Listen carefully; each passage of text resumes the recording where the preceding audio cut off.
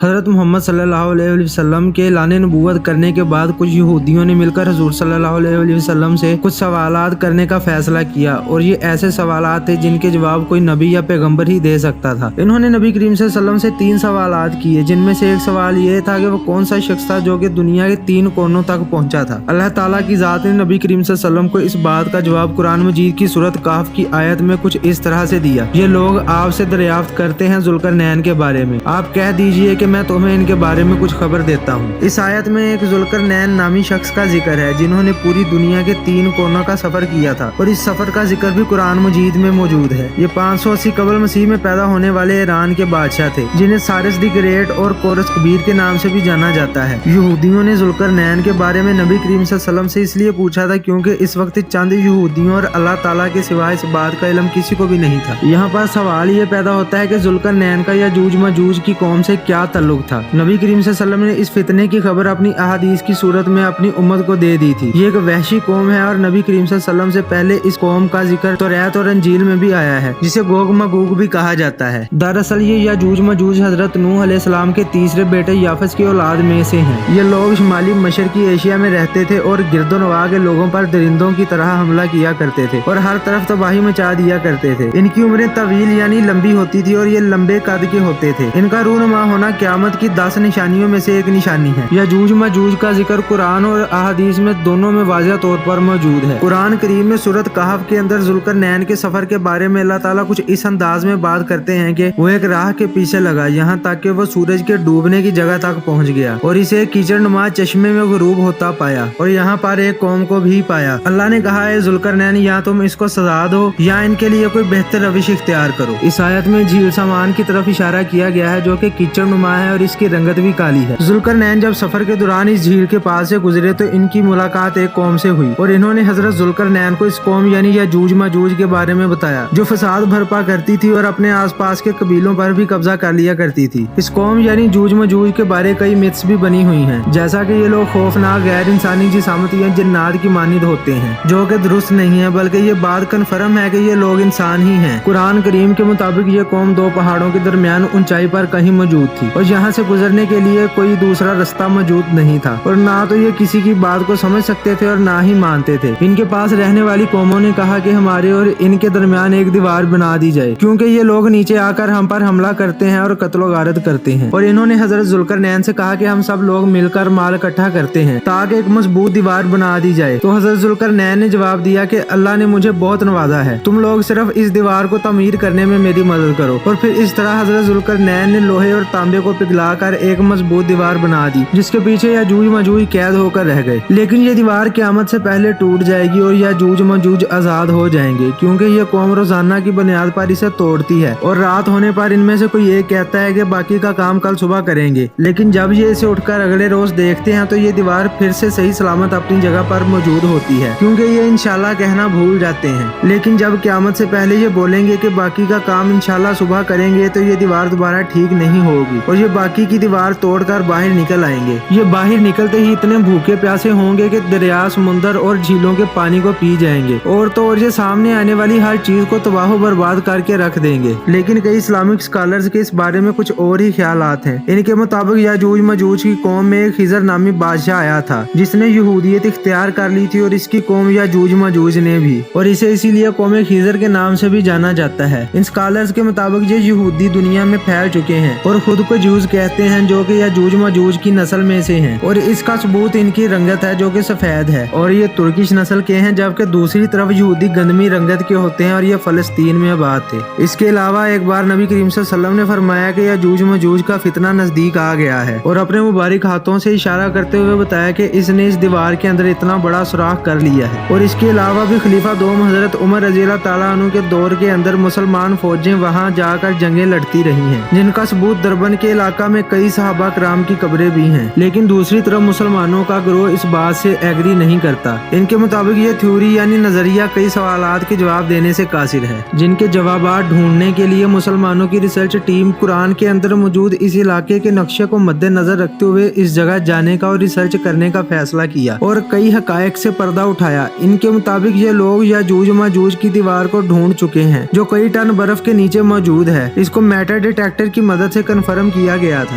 ये दो पहाड़ों के दरमियान में मौजूद थी और ये कुदरती तौर पर नहीं बनी थी, क्योंकि इसके करीब ऐसे कई टुकड़े मौजूद थे जिन्हें लोहे और तांबे को पिघलाकर बनाया गया था। इस दीवार के ऊपर कई हजारों सालों से बर्फ मौजूद है, जो कि देखने में भी बिल्कुल सीधी यानी फ्लैट है, और इसकी तारीख यहाँ के मुकामी लोगों को भी नहीं पता। और तो और ये दीवार इंसानी वादियों से काफी दूर जाकर बनाई गई है। यहाँ पैदल जाना भी मुमकिन नहीं था। पहाड़ की चोटी पर हेलीकॉप्टर की मदद से लैंड करके इसका मुआयना किया गया था और मेटल डिटेक्टर्स की मदद से पता चला कि इन पहाड़ों के दरमियान का कोई छोटा मोटा हिस्सा नहीं बल्कि सारा हिस्सा ही लोहे का बना हुआ था, जो कि बर्फ में बुरी तरह दबा हुआ था। इस टीम के मुताबिक ये वही दीवार है जो कि हजरत जुल्करनैन ने बनवाई थी, और शायद अल्लाह ताला ने याजूज माजूज को खुद ही इंसानों की नजर से छुपा कर रखा है और इन्हें वक्त आने पर ही आजाद और जाहिर करेगा। आपका इस बारे में क्या ख्याल है, हमें भी बताएं।